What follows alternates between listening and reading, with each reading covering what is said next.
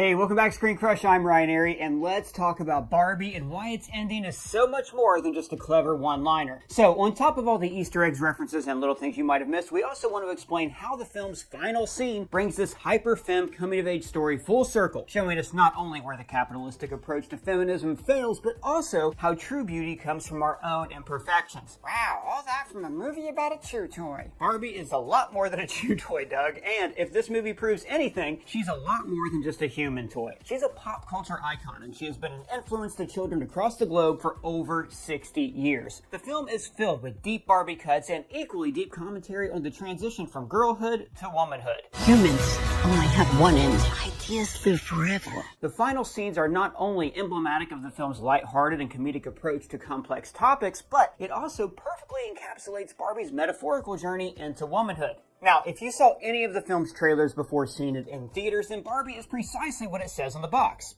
Pun intended.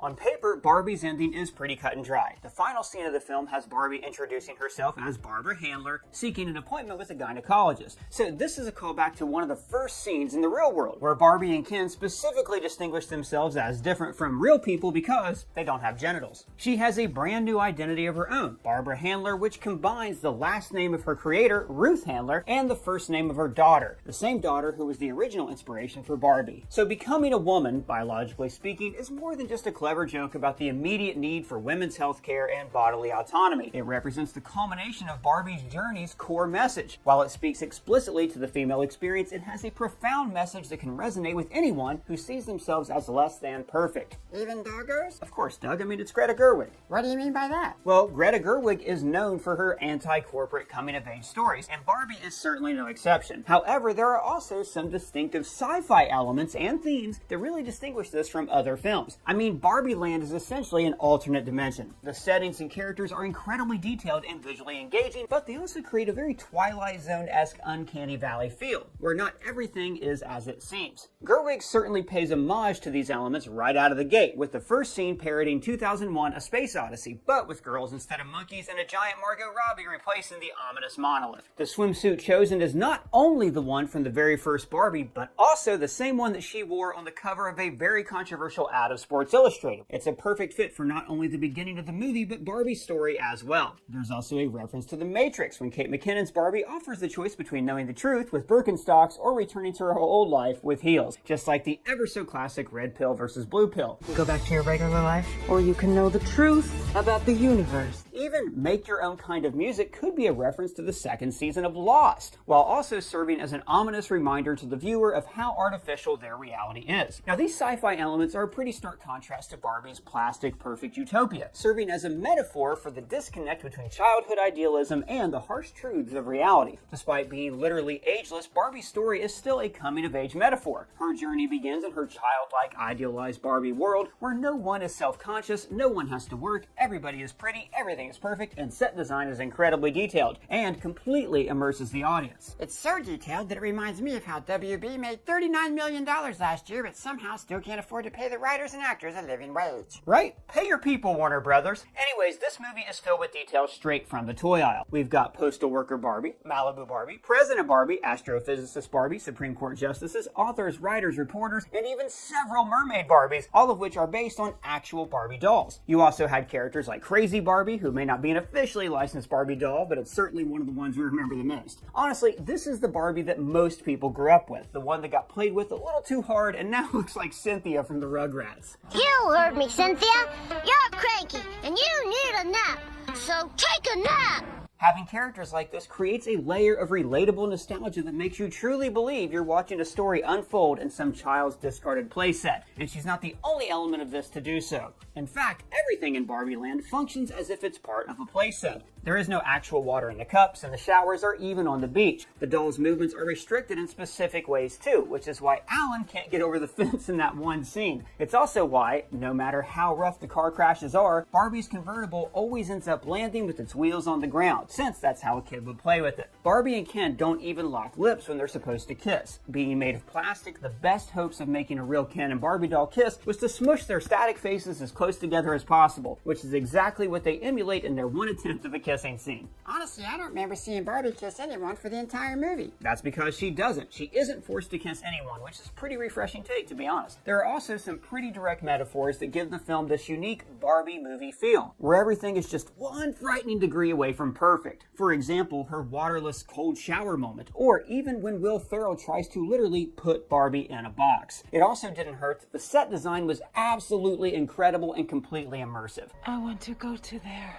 Now, while none of the houses are direct replicas, they feature plenty of Easter eggs from past sets, including the ice cream stands, the ambulance, the roller disco, Barbie's glam pool, and the Chelsea doll treehouse. Even when the scene where Barbie meets Ruth Handler for the first time is reminiscent of the very first Barbie Dreamhouse playset. Even the shops in the town that aren't actual playsets still help bring a unique life to Barbie's world. She drives past a perfect hair salon referencing her flawless hair, and even passes a candy store early in the film, with the title misspelled, which is both a reference to the childlike spelling and grammar, as well as a reference to one of Barbie's dogs who's also named Candy. Speaking of dogs, can we talk about the pupper in Crazy Barbie's house seen pooping plastic pellets everywhere? I don't see what he did wrong. I mean, humans poop all the time in that big chair. Yeah, Doug, but we're supposed to poop in that chair. This concept is utterly incomprehensible to me. Well, alright, poop jokes aside, that dog is likely Tanner from the Barbie and Tanner toy line that featured this pooping plastic dog. However, it was recalled in 2007 after it was found that kids were swallowing the magnets used in the pooper scooper, which probably explains why it was hanging out at Crazy Barbie's house. Regardless, it's great to see these recalled toys represented in the film, including the pregnant Barbie, Midge, who was discontinued after parents became concerned that she would encourage teen pregnancy, alongside her husband Alan. The one played by Michael Cera? The one and only. While Alan was one of the first members of the Barbie cast and crew, he was even more of a useless accessory than Ken, and Gerwig has lots of fun with him. There are even a few discontinued Kens, including Earring Ken, who was recalled because people thought he was gay, and Sugar Daddy Ken, who was recalled for pretty obvious reasons. Why would you do that? Why would you do any of that? You also had Video Barbie, who was recalled when police became concerned that her in-torso video camera could be used for really bad stuff. But the best recalled toy reference had to be Skipper. You say that like we know who that is. Well, you should. Originally, Skipper was Barbie's younger sister. It was intended to be a younger version of Barbie that kids could more easily see themselves in, but they eventually moved away from the idea and decided to grow her up. This led to the release of Growing Up Skipper, which was supposed to be a little girl that could be stretched and transformed into an adult woman, but was recalled when parents complained about how adult her chest became after her transformation. In the movie, we're told that the only other person to leave Barbie Land for the real world was Skipper, who left to surf in Key West. Now, interestingly, they chose the only Barbie doll that actually grows up to be the only other character to leave Barbie Land for the real world. And this only further reiterates that her journey from Barbie Land to the real world is symbolic of the transition from girlhood to womanhood. It's also important to note that Barbie's journey into the real world only begins to happen when she starts to question her own reality. It's a profound way to contrast the naive expectations of childhood with the harsh realities of the real world, and creates a meta-narrative that feels a lot like the Lego movie, but, all grown up. Hey, speaking of meta-narratives from the Lego movie, isn't Will Ferrell in this film? He is, and he plays an eerily similar character in this film as well. He is the meta bad guy, but this time with a little extra misogyny on top. The film spends a lot of time actually addressing how misogyny tends to be the wake-up call that forces women to grow up and face the challenges of reality, particularly through Ken's storyline. In Barbie's world, Ken is just another one of Barbie's accessories. The movie's beginning narration even says that his existence is defined by whether or not he is noticed by Barbie. Essentially, he's treated the same way that women are treated in our patriarchal society. He's only there to be Barbie's object, to look pretty, to get noticed, and beach. However, when Barbie and Ken arrive in the real world, things take a turn. While Barbie feels sexualized and even threatened, Ken feels empowered. For him, the script has finally flipped. This is why he becomes obsessed and immediately takes the concept of the patriarchy back to Barbie Land. Now, while Ken's airheaded himbo clips present the patriarchy in a lighthearted, digestible way, there are still some powerful statements made in this writing. The fact that the Kens go to war with each other is a frightening example of how the dominance of the male ego has a strong tendency toward violence. The fact that the Kens overthrow the government may even be a direct reference to the January 6th insurrection. Even some early scenes show the Kens dancing in white jumpsuits with the letter K on them. Now, while the K clearly stands for Ken,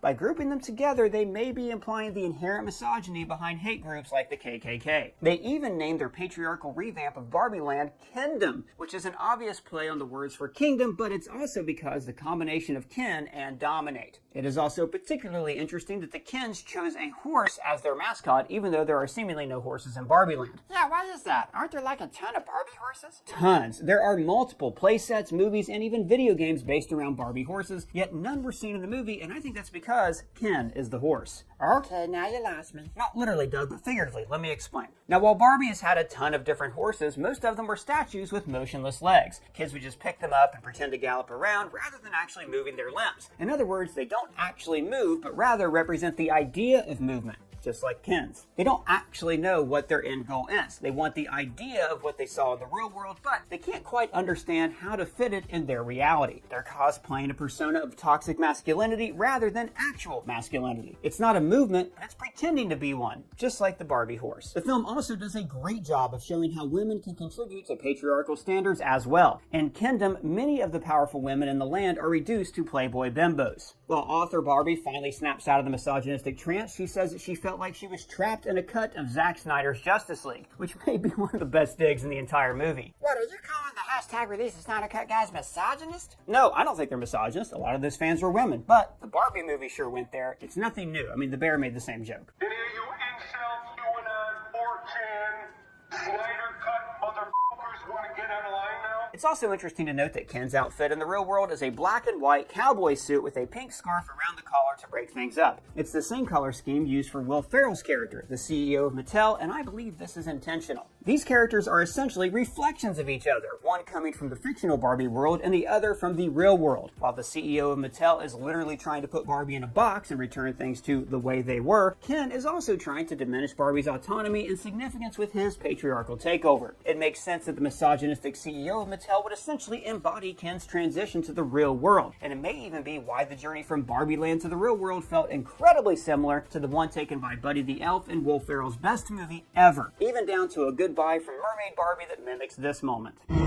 Bye, buddy. Hope you find your dad. Thanks, Mr. Narwhal. Wait, are you saying Elf is his best? Even better than Talladega Nights? I said what I said! Alright, fair enough. Sorry. Anyways, Greta expertly uses the clashing of these two worlds to highlight both the positive and negative impact that Barbie holds on the feminist movement. I thought Barbie was a feminist icon. She can do anything. That's true. Margot Robbie actually put it perfectly in an interview where she was saying that Barbie was a doctor at a time when women couldn't own credit cards. You can't tell me that didn't have some kind of subtle influence on society. However, believe it or not, Barbie's incredibly extensive resume hasn't rid the world of misogyny, as the film points out. When Barbie confronts Sasha in the lunchroom, she's expecting gratitude. Instead, she's called a fascist and the embodiment of sexualized capitalism. Sexy-eyed catfishism? Sexualized capitalism, Doug, is saying that Barbie creates dangerous standards for women's bodies and is meant to drive people to buy products so they can look like her. Now, before Mattel started creating a more diverse spectrum of Barbie dolls, she represented a fairly unrealistic image to girls. For some, this leads to an unhealthy body image and eating disorders. Selling 15 different dolls to represent 15 different career paths seems to be an expensive way for a parent to say that you can be anything you want. While every company is out to make as much money as possible, and branding Barbie as female empowerment just so you can sell another doll in a different outfit seems pretty exploitive, like some kind of virtue signaling cash grab. Hence why Sasha tells Barbie that she's set the feminist movement back years. Sir, this is a commentary on feminism or a coming-of-age story? It's both. In the same way, Idiocracy addresses the problems of late-stage capitalism, Barbie addresses modern feminism in all of its nuances, through a story about growing up. One of the challenges of getting older understands how childhood expectations differ from reality. That disconnect can cause resentment, like Sasha, or nostalgic depression, like her mother. Now, with that said, the world is full of imperfections, and embracing that is a critical part of growing up, which is what Gloria was getting at in the best speech of the entire film. She says, "Women have to be extraordinary, yet they are always doing it wrong," amongst many other paradoxical complaints. Essentially, she's saying that the idea of a perfect woman is impossible. Well, that's super encouraging. However, we later hear from Ruth when she's talking to Barbie in the Void that you can't make everything perfect, but you can make it better. This eventually leads to Gloria suggesting an ordinary Barbie, a Barbie who represents just an ordinary person, imperfections and all. But isn't that what Barbie was always supposed to be? Yes, that's what's so ironic about it. Barbie was created to be a blank canvas that girls could see themselves on, and some still do. But in The Void, Ruth also tells Barbie that humans only have one end. Ideas live forever. The problem is that Barbie has come to present an idealized character rather than an imperfect character that girls can realistically see themselves in. The idea of ordinary Barbie shows that it's the imperfect aspects about us that are truly the most beautiful and define us as humans, not the ideas of what we should be, which is why the ending works so well. Barbie begins her journey as an embodiment of childhood idealism and ends it as a woman in the real world. It's a reverse Wizard of Oz, where the protagonist has to leave their fantastical home in the world of make-believe to find the sobering reality of adulthood. The movie shows the uniquely human aspect of seeing yourself in a toy, more so than any other toy-based movie, including Toy Story. Now, while it may be weird for Marvel fans to see Gravik from Secret Invasion flamboyantly breakdancing as Ken, the movie takes on some challenging topics and addresses them in an incredibly thought-provoking way. It challenges its viewers to not only embrace their imperfections, but also to re-examine what it means to see yourself as an idea. In the end, by becoming a real woman, biologically speaking, Barbie has transcended the idea of what she was before, creating the perfect allegory for the many that grew up seeing an unrealistic version of themselves in her. It's a film that not only challenges typical patriarchal narratives, but also the breadth of what can be done with properties like this. So what did you guys think of the Barbie movie? Any details we missed? Let me know in the comments below, or at me at Ryan Airy on Twitter. And if it's your first time here, please subscribe, smash that bell for alerts. For Screen Crush, I'm Ryan Airy.